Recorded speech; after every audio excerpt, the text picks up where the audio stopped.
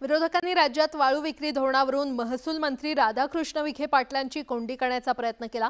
काँग्रेस तसंच शरद पवारांच्या राष्ट्रवादीच्या आमदारांनी प्रश्नांची सरबत्ती करून विखे पाटलांना अडचणीत आणण्याचा प्रयत्न केला, पण विखे पाटलांनी विरोधकांचा हल्ला परतवून लावण्यात बऱ्याच प्रमाणात यश मिळवलं खरं।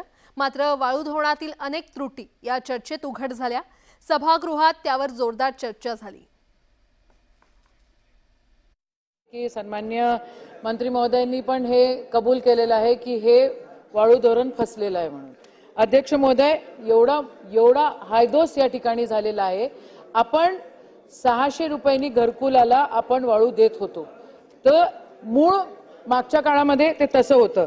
अध्यक्ष महोदय, आता काय होतं अध्यक्ष महोदय की 600 रुपये ब्रास प्रमाणे रेती आपण देऊ केली होती, पण परंतु लिलावधारकाने घाट घेतला, त्या रेतीमुळे नदी ते डेपो ही किंमत जाते 2600 रुपये अध्यक्ष महोदय।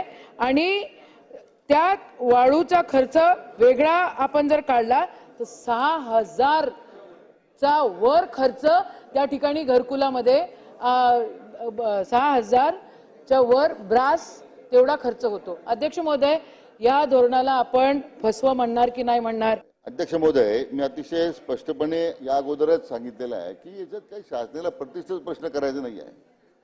याच्यामध्ये ज्या संदर्भामध्ये आपल्याला जे काही त्याच्यामध्ये बदल करायचे आहेत, काही अध्यक्ष महोदय सन्मान्य सदस्य यशोमतीताईंनी सांगितल्याप्रमाणे आपल्याला कल्पना आहे ताई की याच्यामध्ये कोण सहभागी आहेत,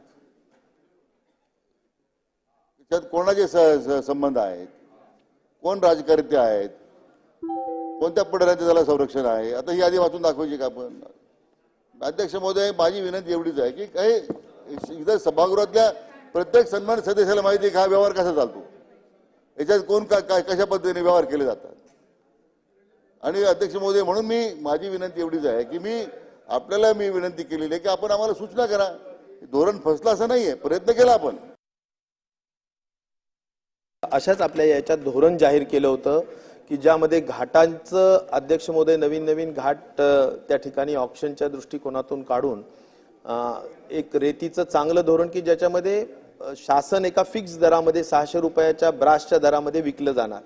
अध्यक्ष महोदय, त्या धोरणाचं पूर्ण अध्यक्ष महोदय बोजवारा झालेला आहे।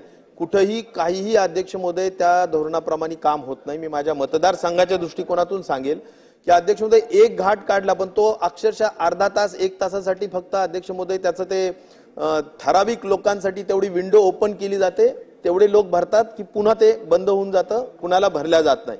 आणि अध्यक्ष महोदय, त्यामुळं जॉग्राफिकली 100 किलोमीटर अंतरावरून कसे लोक आणू शकतात? अध्यक्ष महोदय, अनेक वर्षाच्या केलेल्या व्यवस्थेमध्ये ज्या व्यवस्थेला इतक्या अनेक वर्ष राजश्री मिळाला, त्या वाळू माफियांच्या संदर्भात काही सर्वंकष धोरण आणण्याचा प्रयत्न केला। त्यामध्ये वाळू डेपो सुरू करणं, 600 रुपये ब्रासनं त्या ठिकाणी सामान्य नागरिकाला वाळू मिळणं, घरकुलांना मोफत वाळू देणं अध्यक्ष महोदय धोरणाचा भाग होता।